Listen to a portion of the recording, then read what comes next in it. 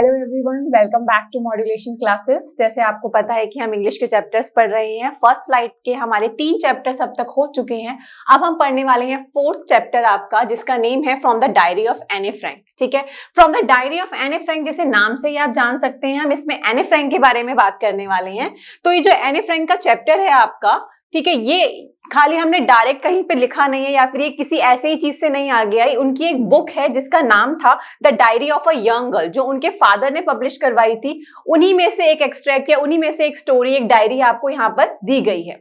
जो ये diary of Anne Frank है, ये उनकी डायरी थी जो आप डेली बेसिस पे, जैसे हम डायरी एंट्री आप लिखते होंगे कभी, या फिर आपने कभी 9th में जैसे इसके कोर्स में भी आपको होगा डायरी एंट्री लिखना है, तो उस तरीके की डायरी थी उनकी जो वो डेली बेसिस पे लिखती थी। उसी डायरी का जो एक पेज है, उसी चैप्टर को हम यहाँ पर पढ़ने वाले हैं। तो मेन कैरेक्टर्स के ऊपर आ जाते हैं पहले, बिना टाइम वेस्ट करे हुए कि मेन कैरेक्टर। तो पहली जो हम बात करेंगे एनी फ्रैंक के बारे में, ठीक है, और इसके अंदर मिस्टर कीजिंग, ठीक है, मिस्टर कीजिंग जो हैं वो उनके टीचर हैं, ठीक है, जो मैथ्स के टीचर थे। उस वजह से उनके बारे में भी हम बात करेंगे, उनकी लाइफ में क्या इम्पैक्ट रहा, ठीक है, उन्होंने किस तरीके से उनको हेल्प करी या क्या प्रॉब्लम वो फेस करती थी मैथ्स में, ठीक है, उनके बारे में हम बात करेंगे। और एनी के जो क्लासमेट्स हैं, उसकी फ्रेंड्स, ठीक है, और बाकी सब जो इनके साथ वो पढ़ा करती थी, ठीक है। ऑटो फ्रैंक जो है वो एनी के फादर हैं, ठीक है, उनका क्या रोल था। उनकी एडिथ होलेंडर फ्रैंक उनकी मदर हैं एंड मार्गोट फ्रैंक उनकी सिस्टर, ठीक है, उनके बारे में भी हम बात करेंगे। तो ये कुछ मेन कैरेक्टर्स हैं जो जानना बहुत जरूरी है जब हम चैप्टर को पढ़ रहे हैं, ठीक है। तो थीम ऑफ द चैप्टर क्या है, ठीक है, जो चैप्टर है वो किस बेस पे है। जो इसके अंदर जो एक्सट्रैक्ट है वो डिस्क्राइब करते हैं एनी की स्कूल लाइफ को, ठीक है, एनी की स्कूल लाइफ के बारे में है, ठीक है, उनके टीचर्स कैसे थे, उनका किससे ज्यादा कनेक्ट था, उनको कौन सा सब्जेक्ट पसंद था, ठीक है, और किस तरीके से वो काफी ज्यादा, उनको चैटर बॉक्स क्यों बोला जाता था क्लास में। तो इसके बारे में हम पढ़ने वाले हैं, ठीक है। उनके थॉट्स क्या थे, मतलब उनकी फैमिली को लेकर, उनके फ्रेंड्स को लेकर, क्लासमेट्स को लेकर, टीचर्स को लेकर, ठीक है, इन सबको लेकर उनके क्या थॉट्स थे, इस बारे में भी हम पढ़ेंगे, ठीक है। ये थीम इसकी इस पे बेस्ड है। और जो डायरी है वो क्या रिफ्लेक्ट कर रही है, मतलब कि जब हम डायरी लिख रहे हैं, इसका मतलब है कि उनके फ्रेंड सर्कल में या फिर उनकी फैमिली में कोई ऐसा पर्सन नहीं था जिससे वो डायरेक्ट कनेक्टेड हो, ठीक है, जिनको वो बता सके अपने बारे में। इसी वजह से कहीं ना कहीं वो डायरी लिख रही थी, ठीक है, डायरी को अपनी सारी बातें बता रही थी और डायरी के अंदर वो अपनी हर एक चीज जो उनकी डेली बेसिस की थी वो उसको मेंशन करती थी। तो हम आगे बढ़ते हैं चैप्टर में समरी की तरफ, ठीक है। समरी में आपको सबसे पहले जानना बहुत जरूरी है कि एनी फ्रैंक जो है उनकी काफी कम एज में ही डेथ हो गई थी, ठीक है। वो मुश्किल से 16 इयर्स जो है उनकी लाइफ थी, ठीक है। और ये जो स्टोरी हम पढ़ रहे हैं ये तब की पढ़ रहे हैं जो उनके लास्ट के अपने कुछ ईयर्स थे जिसमें उन्होंने डायरी लिखी थी अपनी, ठीक है। तो 13 ईयर ओल्ड गर्ल की ये डायरी है, ठीक है, जो ज्यूइश थी, ठीक है, ज्यूइश गर्ल थी। उनका जो ये बताया गया है कि वो कहाँ से बिलोंग करती थी, ज्यूस से, और वो रहती थी अपने मदर, फादर और अपनी सिस्टर के साथ। वो कहाँ रहती थी, फ्रैंकफर्ट में, ठीक है। फ्रैंकफर्ट से वो अपनी फैमिली के साथ एम्स्टरडैम शिफ्ट हुए थे। एम्स्टरडैम वो क्यों शिफ्ट हुए, क्योंकि नाजी पार्टी का रूल चल रहा था जर्मनी में उस टाइम में।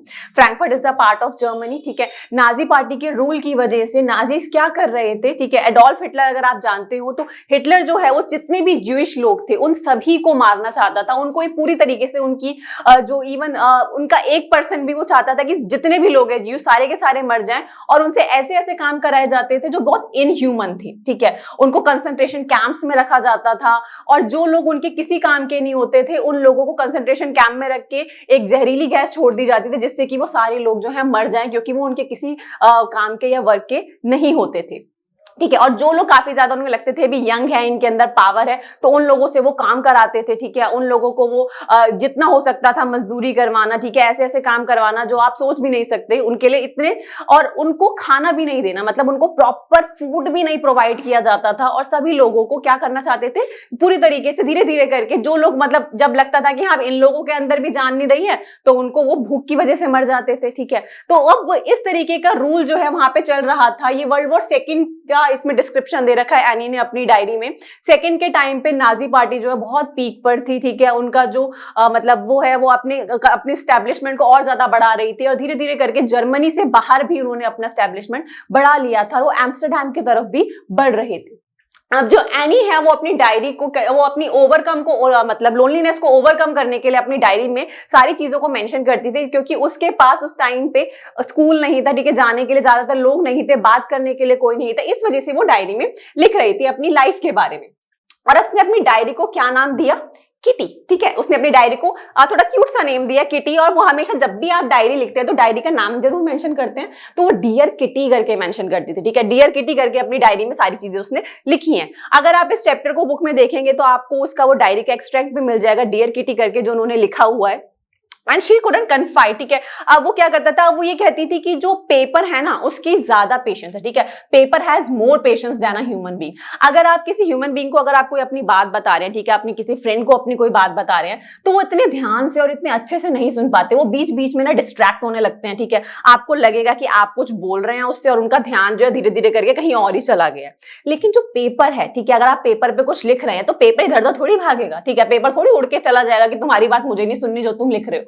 तो पेपर जो है उसके अंदर ज्यादा पेशेंस है एज कंपेयर टू पीपल, ठीक है। लोगों से ज्यादा का जो पेशेंस है वो पेपर के अंदर है, क्योंकि पेपर जो है चुपचाप बैठ के आप जो लिख रहे हो ना वो सुन रहा है, वो देख रहा है, वो पढ़ रहा है उस चीज को।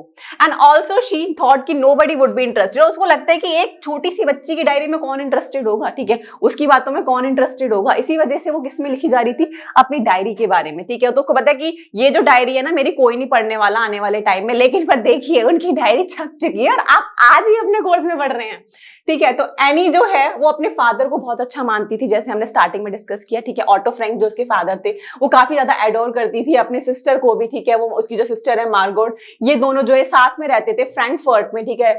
जब वर्ल्ड वॉर सेकंड स्टार्ट नहीं हुआ था उस टाइम पे यहाँ पे रहते थे।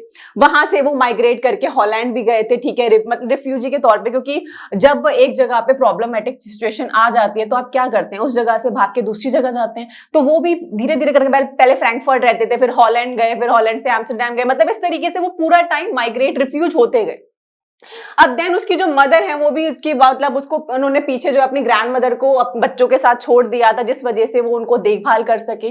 कुछ टाइम पे वो वहां रहे, फिर आगे गए, ठीक है। तो उनकी कुछ ऐसी मेमोरीज हैं अपनी लाइफ की जिन्होंने उसको डायरी में मेंशन किया है। उनकी कुछ मेमोरीज स्वीट थी, ठीक है, जो उनकी टीचर के साथ थी, मिस्टर क्यूप्रस, ठीक है। मिसेस क्यूप्रस जो है उनकी मॉन्टेसरी स्कूल में उनकी टीचर थी, जिनको वो बहुत अच्छा मानती थी, और one of the best teacher. जैसे होता है ना आपके जब आप प्राइमरी क्लासेस में होंगे तो आपकी एक टीचर बहुत फेवरेट होती है, कि आपकी क्लास टीचर भी हो सकती है या फिर आपकी ड्राइंग टीचर, या जो आपको कुछ टॉफीज या गिफ्ट्स वगैरह देती हो। तो ठीक है, मिस्टर क्यूप्रस भी उसकी उसी तरीके की एक टीचर थी जो उसकी फेवरेट थी, जिसके बारे में उन्होंने अपनी डायरी में मेंशन किया है कि जब वो मॉन्टेसरी स्कूल में थी वहां पे जो उनकी टीचर थी वो काफी उनको पसंद करती थी, और जब वो स्कूल को छोड़ रही थी उस टाइम पे भी उनको काफी ज्यादा अपनी टीचर से मतलब एक तरीके से ऐसा फील हो रहा था जैसे आप किसी से जबरदस्ती अलग नहीं होते हैं, उस तरीके से उनको फील, जैसे दो लवर्स अलग हो रहे उस तरीके से। अब उसकी जो ग्रैंड मदर है उनके बारे में भी उन्होंने बताया कि उनकी जो है 1941 में वो काफी ज्यादा बीमार पड़ गई थी, और 1942 में जाके उनकी डेथ हो गई थी। तो इस इम्पैक्ट मतलब इस सिचुएशन ने, इस वजह से भी उनकी दिमाग पे काफी ज्यादा इम्पैक्ट पड़ा था, और वो काफी ज्यादा दुखी रहने लग गई थी इसी वजह। और ये जो फीलिंग्स है उनकी, ये जो उनका दुख है, उतनी सैडनेस है, उन्होंने अपनी डायरी के साथ उसको शेयर भी किया, ठीक है। इस वजह से वो काफी ज्यादा टूट चुकी थी। और एनी जो है वो कंसीडर करती थी कि जो टीचर्स है ना, ठीक है, वो बहुत मतलब अनप्रेडिक्टेबल लोग होते हैं। हम भी टीचर्स हैं, हमें पता है हम बहुत अनप्रेडिक्टेबल है। आज हम बोलेंगे हम पास कर देंगे, कल हम आपको फेल कर दे फिर, ठीक है। तो अनप्रेडिक्टेबल क्रिएचर्स होते हैं अर्थ में, ठीक है। तो इस वजह से वो कहते हैं जो टीचर्स है ना बहुत अनप्रेडिक्टेबल होते हैं, एंड उनका जो रिलेशनशिप है, ठीक है, with all the teachers except mister Keating. तो वो कहती है कि मेरा जो बाकी टीचर्स है ना उनके साथ तो मेरा बहुत अच्छा रिलेशन है, बाकी टीचर्स तो मुझे पास कर देंगे, लेकिन जो मिस्टर कीजिंग है ना, मिस्टर कीजिंग जो मैंने स्टार्टिंग में बताया था उसके मैथ्स टीचर है, उनके साथ उसका अच्छा रिलेशन नहीं था, क्योंकि बाकी सब्जेक्ट्स में तो वो बहुत अच्छी थी, लेकिन मैथ्स में उसका इतना अच्छा कमांड नहीं थी। इस वजह से उसे लगता था कि मिस्टर कीजिंग जो है ना उसको फेल ही कर देंगे। और जिस बात में वो जो इंस्टेंस वो बता रही हैं, उस टाइम पे ये अपनी क्लासरूम में बैठी होती है और अपने फ्रेंड्स से बातें कर रही होती हैं, और फ्रेंड्स जो है ये डिस्कस कर रहे होते हैं कि इस बार जो रिजल्ट आने वाला है उसमें कौन पास होगा कौन फेल होगा, इस बारे में वो बात कर रही है। और वो ये कहती है कि मुझे बाकी सब्जेक्ट्स का डर नहीं है, लेकिन मैं अपनी फ्रेंड से बोल रही होती है कि मिस्टर कीजिंग जो है ना वो हो सकता है मुझे फेल कर दें। वो क्यों बोलती है ऐसा, मिस्टर कीजिंग मुझे फेल कर दे? तो फिर वो बताती हैं क्योंकि उन्होंने उसको पनिश किया था काफी बार। किस वजह से? क्योंकि वो बहुत ज्यादा उनको ना बोलने की हैबिट थी। मतलब जो कुछ बच्चे होते हैं ना पढ़ पढ़ बोलते रहते हैं, आप लोगों में से भी बहुत सारे होंगे जो पूरा टाइम टीचर को परेशान करते होंगे, बोलते रहते होंगे। तो इस वजह से वो कहते हैं कि वो बहुत ज्यादा उसकी टीचर जो है उनको बोलते थे कि इतना ज्यादा बात मत करो, ठीक है, लेसन जब मैं पढ़ा रहा हूँ उस टाइम पे मत बोलो। तो इस वजह से भी वो काफी ज्यादा सोचती थी कि जो वो मिस्टर कीजिंग है ना उसको फेल करने वाले हैं एग्जाम में, तो वो पास तो नहीं हो पाएगी मैथ्स में। अब वो कहते हैं कि उसने हुई अपना इंस्टेंस बताती है कि मिस्टर कीजिंग ने उनको लेटर लिखने को दिया था, ठीक है, एक ऐसे लिखने को दिया चैटर बॉक्स पे। अब चैटर बॉक्स अगर आप जानते हो जो पूरा टाइम पट पट पट पट बोलते रहते हैं ना, उनको चैटर बॉक्स कहते हैं, ठीक है। तो वो जो है उनको ऐसे लिखने को दिया कि ये लड़की जो है ना बहुत ज्यादा बोलती है, तो वो कहते हैं कि उसको पनिशमेंट के तौर पे बोलते हैं मिस्टर कीजिंग कि एने तुम ना एक चैटर बॉक्स पे एक ऐसे लिख कर आओगे, तुम्हारा होमवर्क है। जब कोई बच्चा आपको लगता है कि मैनेज नहीं हो रहा है, ठीक है, ज्यादा बातें कर रहा है, तो आप उसको एक्स्ट्रा होमवर्क या एक्स्ट्रा कुछ पनिशमेंट देना शुरू करते हैं। तो उनका पनिशमेंट देने का तरीका अलग था, उन्होंने ऐसे लिखने को बोल दिया, ठीक है, पनिशमेंट के तौर पे उन्हें, ठीक है। अब वो कहता है, उसने क्या लिखा कि जब बताती है एनी कि ये जो सारी चैटर बॉक्स में पहले तो वो सोचती है कि मैं ऐसे लिख दूं, थोड़ा ना गैप छोड़ छोड़ के लिख दूंगी, पूरा एक पेज भर जाएगा, लेकिन पर ये सोचती है कि यार ये तो गलत हो जाएगा, ऐसा करना तो सही नहीं है। तो वो सोचती है कि चलो मैं ढंग से लिख ही देती हूँ। फिर वो काफी ज्यादा सोचती हैं, तो वो इस बारे में मेंशन करती हैं कि ये जो मतलब वो कहती है, मतलब उससे आपने ऐसे में बोलती हैं कि ये जो प्रॉब्लम है ना वो मेरी वजह से नहीं है, ये मैं नहीं बोल रही हूँ, मेरी मदर के जो गुण है, जो मेरी मदर के जीन्स है वो मुझ में आए हैं, इनहेरिट हुए हैं इस वजह से, क्योंकि मेरी मम्मी जो है ना वो भी बहुत ज्यादा बातें करती थी और मैं भी उनकी तरह ही हूँ, तो मैं भी बहुत ज्यादा बातें करती हूँ। तो वो सारा का सारा जो अपने प्रॉब्लम है किस पे डाल देती है, अपनी, ठीक है, जीन्स पे डाल देती है, अपनी मदर पे डाल देती है। तो अपने उसको लेटर में वो ये मेंशन कर देते हैं कि इनहेरिट हुए हैं उनके मदर से।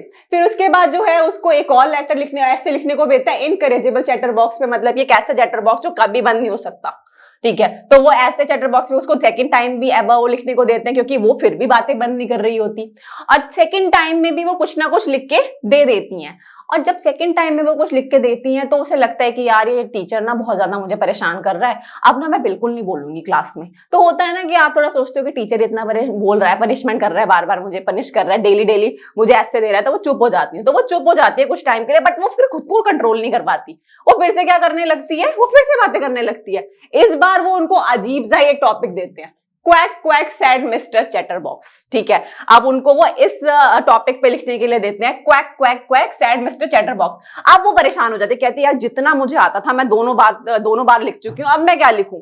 अब जो वो लिखती हैं, जब वो उनकी फ्रेंड होती है एक सेन, वो उसकी हेल्प करती है, वो ना बहुत अच्छी पोएम राइटिंग बहुत अच्छी करती थी सेन, उसकी फ्रेंड जो है, तो उसको पूछती है कि यार तुम मुझे हेल्प कर दोगी प्लीज, तो वो उसको हेल्प कर देती है, ठीक है, उसको लिखने में हेल्प करती है।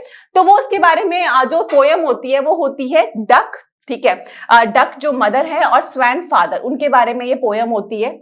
तो उसके अंदर कहते हैं कि फादर डक जो है वो अपने सॉरी इसमें गलत मेंशन किया हुआ है, स्वैन जो है उसके फादर हैं और डक जो है वो मदर है। तो क्या करते हैं कि वो अपने बच्चों को, उसके 3 जो बच्चे होते हैं डकलिंग्स, वो बार बार quack quack quack quack quack quack करते रहते हैं, तो बहुत ज्यादा परेशान हो जाता है। तो वो क्या करते हैं, चोंच मार मार के अपने तीनों बच्चों को मार देते हैं।